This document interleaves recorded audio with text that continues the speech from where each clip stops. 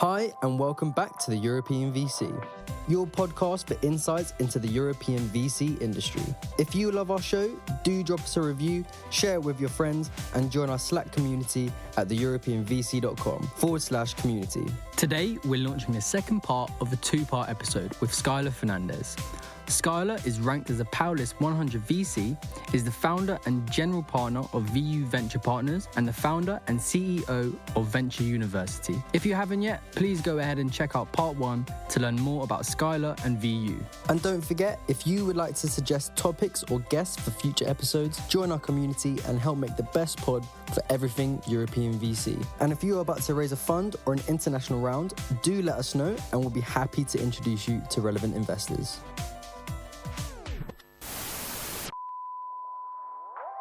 Do you get cold inbound deal flow that you'd wish you could help but can't invest in?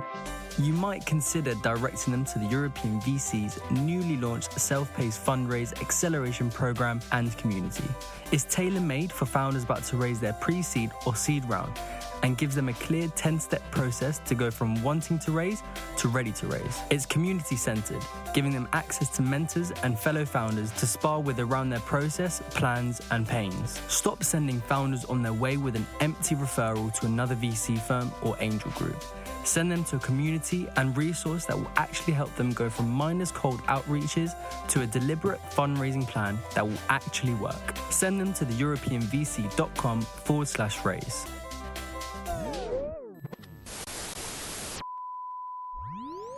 In Europe, we talk a lot about deep tech these days, and we say that Europe needs to stop trying to do what has been done in the US. That's exactly what we're saying. We should start focusing more on, also from a policy perspective, on driving the technology coming out of our universities into the market. It's almost like a drug addict because, like, if you know something works, you keep doing it. That's why, I guess, why you keep doing heroin or coke. But like, the idea is, like, if you know that copying business models work, it's a much easier solution. So weaning Europe or Asia off of copying business models that work, I don't think you're ever going to be able to do that. I think the question is, how do you inspire founders to be more creative and more willing to create companies that have not been created before and not take the easy out? And the same thing is true actually from diversity. I think if you look at the increasing of diversity of the venture capital asset class, increasing the number of women doing venture, underrepresented minorities, one of the, for positive or negative, if you have more female VCs, you're going to have more things that demographic is comfortable with. So you're definitely going to have more capital deployed to Femtech. You're going to do things that are more fashion and CPG oriented because there is more of a connection to just your own existence day to day. You had a funny story on the Femtech point last time we spoke. Maybe you'll share that. Right before we started, yeah. It's not necessarily bad, but like 7 out of 10 times, if it's a CPG fashion startup, it was probably started by a woman, and women tend to gravitate towards the things that they're more familiar with. What I would encourage more women to do is to create companies that have nothing to do with them as a consumer. Men certainly do this in a much broader sense, as men create female fashion companies. And so when it comes to diversity, it's like, the fun controversy of diversity in general, of like, nobody's fighting for more women to be bricklayers. But it's like, if you want true diversity, you're going to want to start having more diversity of what countries are developing too. So it goes back to, how do you inspire Europe to creating more things that are true to Europe and are unique and not taking the easy out? And both of those things do exist, but it definitely requires a mentality that is a higher risk mentality. And that's kind of where you go back to the culture of Asia, and the culture of Europe typically is not as high risk tolerant. And so that's why you're not going to get them in high volume. You've been in the ecosystem for a long time. You've done a lot of global deals.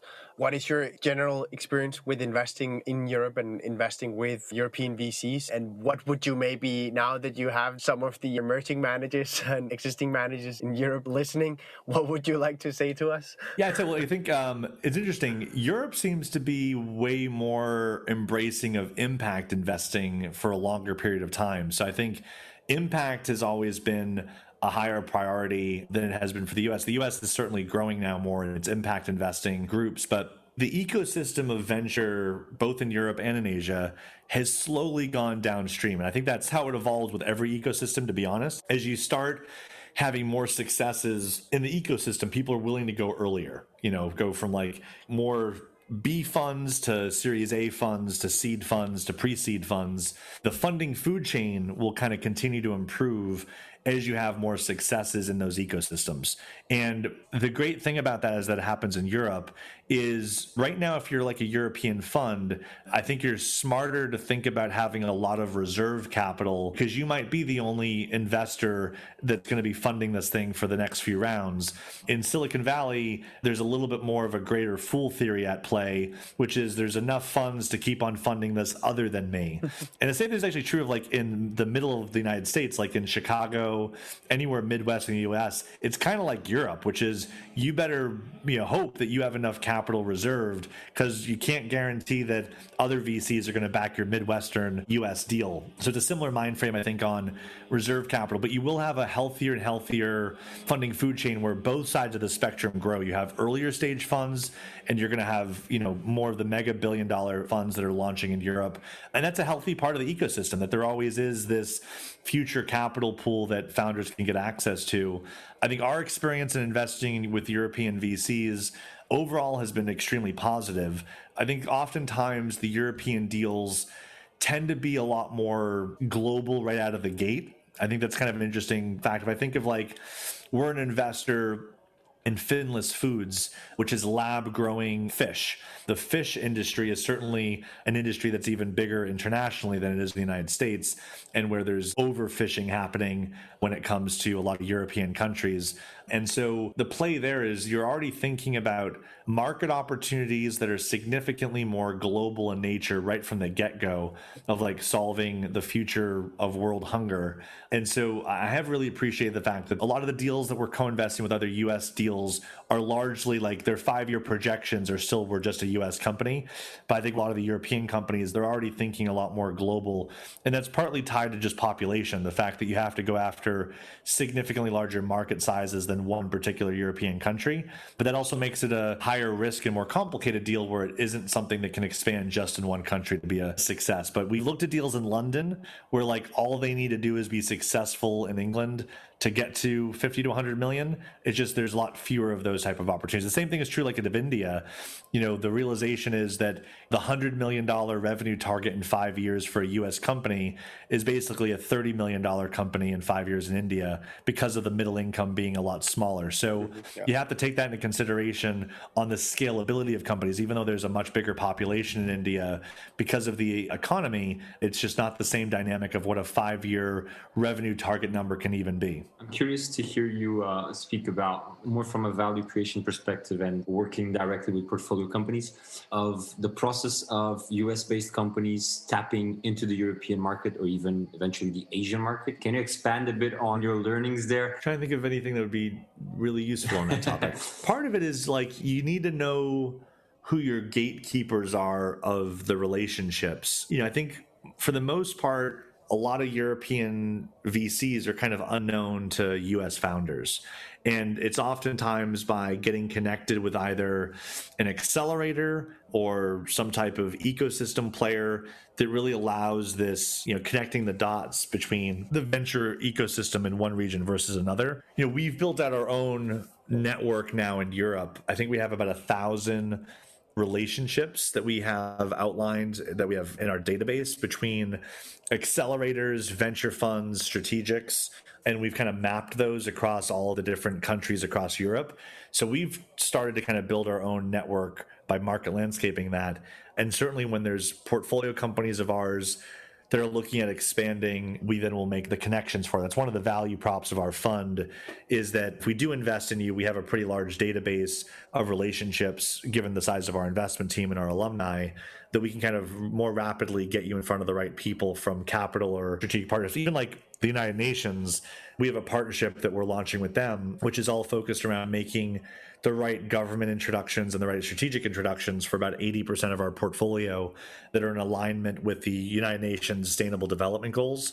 The main thing is you just really have to know who are going to be your gatekeepers and the one-to-many players that you need to get in touch with to make the relationships happen. Let me follow up then with a hyper-provocative question now. Awesome. Which is, yesterday I was looking at some data about performance of emerging managers versus established managers, and also data on returns in Europe versus the US in VC. Was it like from Cambridge Associates, or where was it from? Yeah, Cambridge Associates. So data as of, I think it was Q3 or Q2 last year, something like that. I'm not sure right now. Got it, yep. The numbers are promising for emerging managers and for Europe. Yeah, it's really funny. If you look at the Cambridge Associate data over the last few decades on venture performance, emerging managers have the ability to significantly outperform, but that's not the funds that Cambridge Associates recommends to their LPs, which is kind of funny because they have reports that say that emerging fund managers can outperform. The challenge with outperforming, though, is there's also a spectrum there of completely underperforming as well. So it's really a question of what's the risk tolerance you have, because if you're willing to be a riskier LP to get a potential for a higher return, then you should focus on getting into a really top rated emerging fund manager. But if you want to not lose money, then put money into Sequoia. The challenge is going to be, do you have access to enough money to become an LP in Sequoia's fund? Because the check size that you might have as an LP, Sequoia is not going to accept you as an LP. And so you have to then, not by choice, but by force, you're only going to have the smaller funds that you're even going to be able to get allocations to becoming an LP in. But the good news is you're going to have a higher spectrum of lower performing and outperforming potential, versus with Sequoia, you're not going to lose money. It's hard to turn, Sequoia's fund is $10 billion that they just closed. If you're going to close that, getting a 3x means you have to turn 10 billion into 30 billion in the venture asset class. So you could, get your 2 to 3x fund, but for you to get a 10x fund, it's really hard for Andreessen Horowitz and Sequoia to achieve that, because they're not going after also the opportunities where that's the average return all said and done, because they're going in at much, much later stages. So they're definitely not going to lose you the money, but it's hard to also get those higher returning funds. One of the few funds that did this is Excel. One of our advisors for VU is a guy named Chris Duvos, who used to be the head of Yale's endowment and then Princeton's endowment. And he's been the early anchor LP for a lot of emerging fund managers. And one of them is First Round Capital. So he was the initial anchor LP for First Round. His perspective is he looked at Excel for many vintages and he kept passing on being an LP. He's I don't understand why everyone thinks they're such a great fund, but if you actually get under the hood, their performance wasn't so great. But then, because he kept passing on them, he didn't get into the fund that did Facebook, and that was a 16x fund. So there are opportunities to still get that if you have truly remarkable opportunities like a Facebook, which don't happen all that often. But yeah, it's a funny situation where Cambridge Associates has clear data that says investing in emerging fund managers is a better IRR decision, but that's not who they recommend their LP capital go into, because they're focusing on more sure things than pure alpha creation. But if you want alpha, that's why you choose to do venture in the first place, is because you're looking for alpha. You're not looking to diversify your alpha away necessarily. So is this something that you somehow integrate into your own conversation with LPs concerning what you're doing at Venture University? Yeah, I think for sure, because part of the challenge of, I call it the number one challenge for the venture asset class, is the quantity problem, which is there's so much deal flow out there. There's 200,000 companies that are raising. How do you get into the best deals in any given quarter? And it's not something that you can use an AI black box magic to find. It's human intensive. We have 70 people on our team. That's more than the investment team members that are at Sequoia or NEA that are focusing on seed through Series B. Most of them, if they have a 20 to 50 person fund, they're doing more later stage deals. We have 70 people focusing on pre-seed through Series B.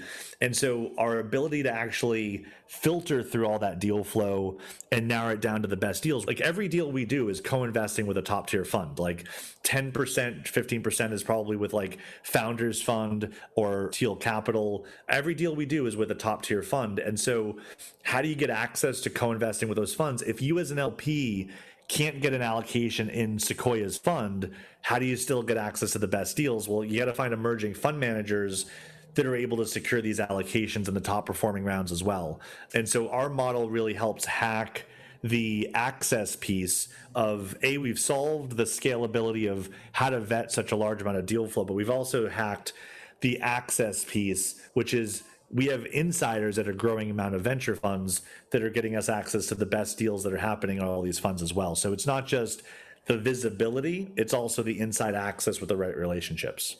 You said something before a while back that I thought was very interesting, which was you talked about how funds in the Midwestern parts of the US have to have reserves to be able to follow on in their own rounds because it's going to be difficult to get other VCs to come with them. This speaks to the globalization problem because you don't have that in Silicon Valley, you don't have it in London, you don't have it in Berlin.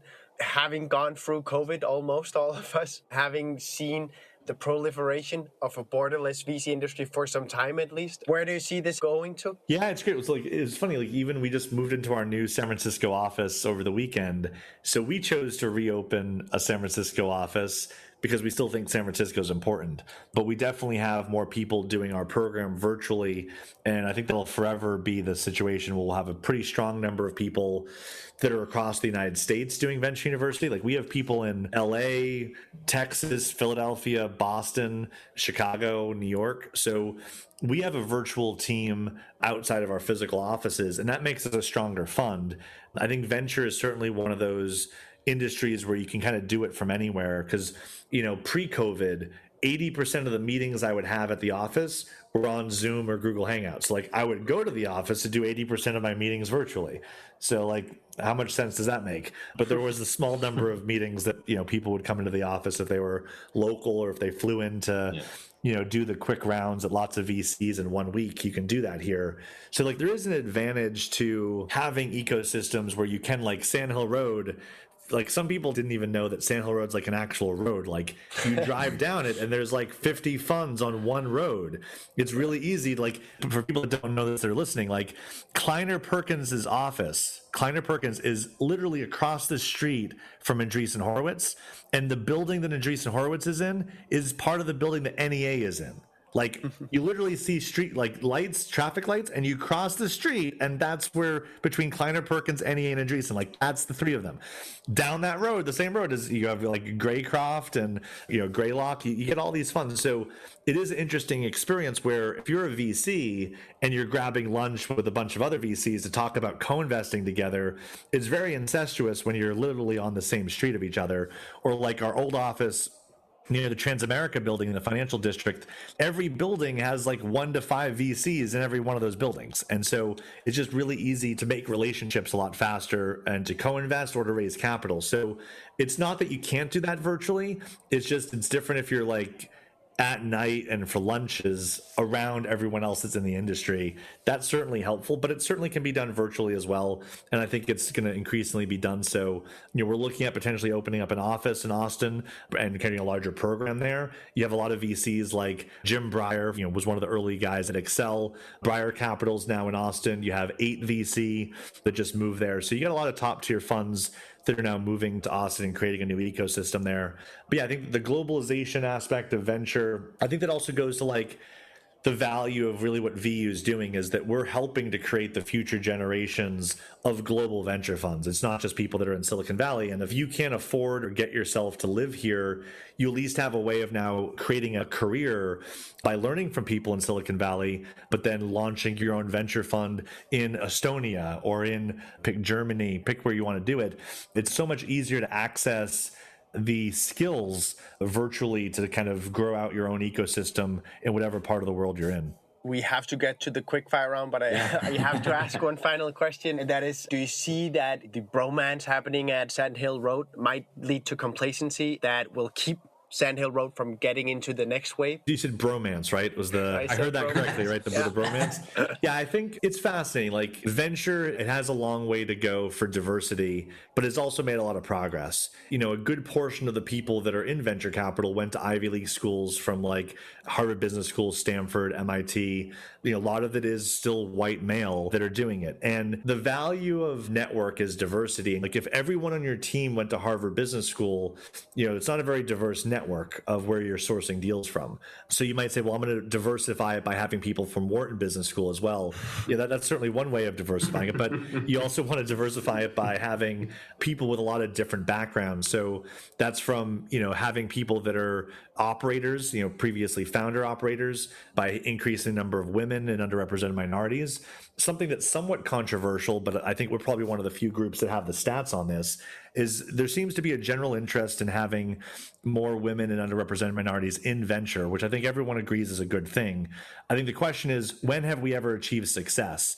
And I don't think anybody wants to put a number on that, because it's like there'll never be success. It's just like it always just needs to be more.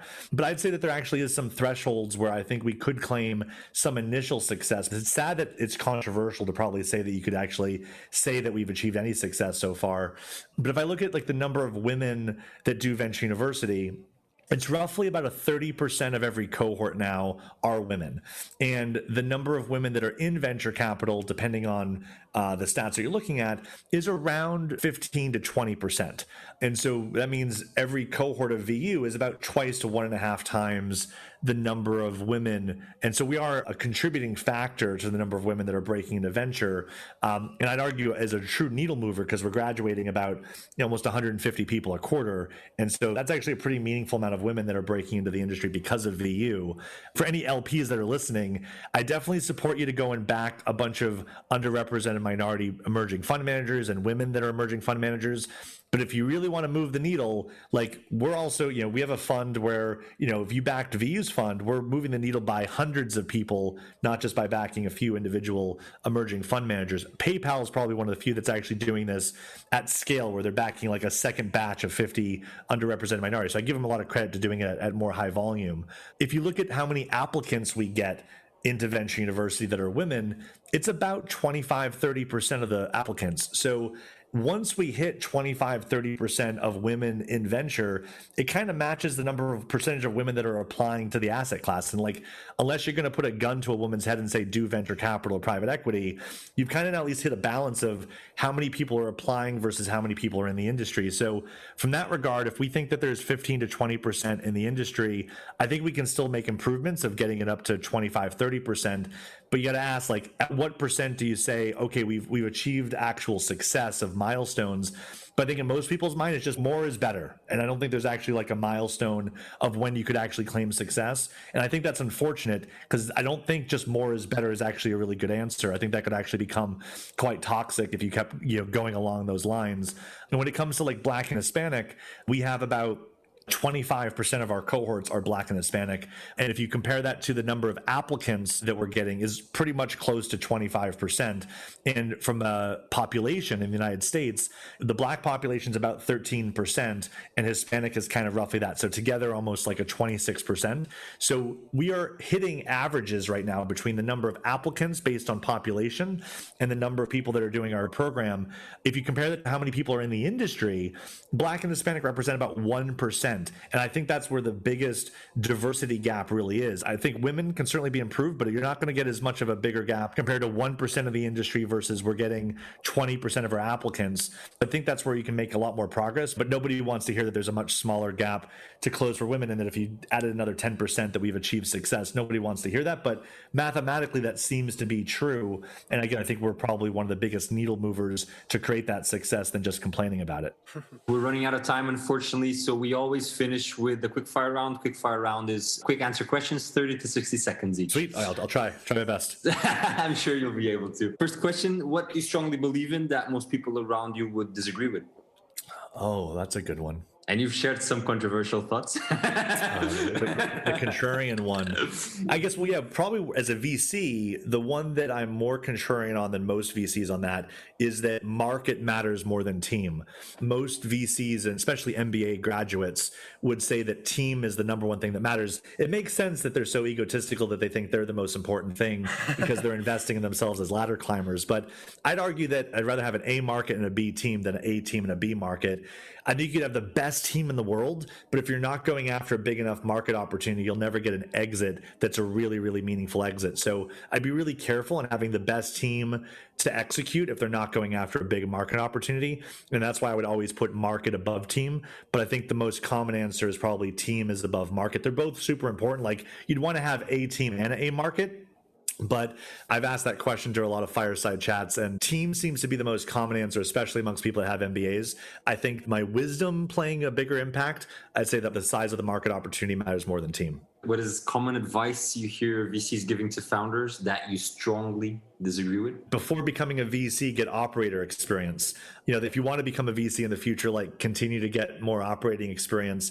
People like to point to Mark and Ben from Andreessen Horowitz. They're operators, they're successful. And the reality is, for every Mark and Ben, there's a Fred Wilson who has zero operating experience and has just been an amazing VC. I think the reality is that if you're a founder, you might just be really good at starting companies, and you might even be overly interested in replacing the CEOs that you invest in, because you're going to keep thinking, I could do it better. I've started companies, I've scaled companies. I know that you're sucking, not because this is a bad opportunity, it's because you suck, and you suck at executing. And so if you're a prior operator VC, you probably might have a shorter fuse and more likely to replace founders. And also, you might just be really good at one particular business model and industry vertical, versus a career VC has seen a lot broader spectrum of markets and business models, and can, outperform by having that type of diversity than only being really good at enterprise SaaS deals. Yeah. I think that is probably a really common feedback of VCs is how do I become a VC? It's get some operating experience. Fred Wilson actually has a good blog on this where he's conflicted, because his go-to answer is always get operating experience, but then if he thinks about all the top VCs that he knows don't have any operating experience. My argument is that's also why Venture University exists, is this is an apprenticeship, and learn the skill that you actually need to know how to do, which is how to evaluate companies and source companies. You don't really know how to start a company yourself. Yeah, you can say I've been there, I've done that, but they're not as correlated as you think. So I think that's probably one that a VC telling a founder that if you do want to become a VC in the future, just keep getting more awesome operating experience. I don't necessarily think that's 100% right. So, yeah. Final question. We strongly believe that genius is global, and we kind of hate that opportunity isn't all the time. How can VCs help? Yeah, I'd say that's another way of saying ideas are a dime a dozen and execution is everything. Realize that most people suck. And so I think if you just internalize that first and realize that most people are not going to work very hard, most people will try to screw other people, which will ultimately destroy their own company, which is why most companies die by suicide than homicide. So you should be more focused on your own execution than focusing on the competition that exists, because there'll always be competition. And as VCs, we love investing in highly competitive markets, because it's the same reason you rob a bank. You rob a bank because that's where the money is. You go after a highly competitive market because that's where all the money is. That's why there's a lot of competitors there. I think the key thing is we need to figure out how to focus on developing people that are just going to be better executors than necessarily idea generators. You need both, but people that can actually effectively execute are extremely rare. I've been surrounded by a lot of people. I'm still in my mid 30s, so I'm kind of at that weird age where I have a lot of people that are younger than me, but I also have a lot of people that are older than me. I think it's true for all three of us. There's definitely a difference between wisdom and intelligence, and I've been around a lot of older people that have been successful and not so successful, and they definitely have wisdom, but they don't have intelligence. And that's where I think for the younger generations that are moving up, there's a lot of room for improvement on creating better VCs and better founders in our ability of how we execute the things that we do. Skyler, thank you so much. It's been a super big pleasure for our ours. Thank you so much for being so generous with your time. No, thank you guys for having me. Greatly appreciate it. Thank you for listening to this week's episode of the European VC, your podcast for insights into the European VC industry. If you love our show, do drop us a review, share it with your friends, and join our Slack community at theeuropeanvc.com/community. And don't forget, if you would like to suggest topics or guests for future episodes, join our community and help make the best pod for everything European VC. And if you are about to raise a fund or an international round, do let us know and we'll be happy to introduce you to relevant investors.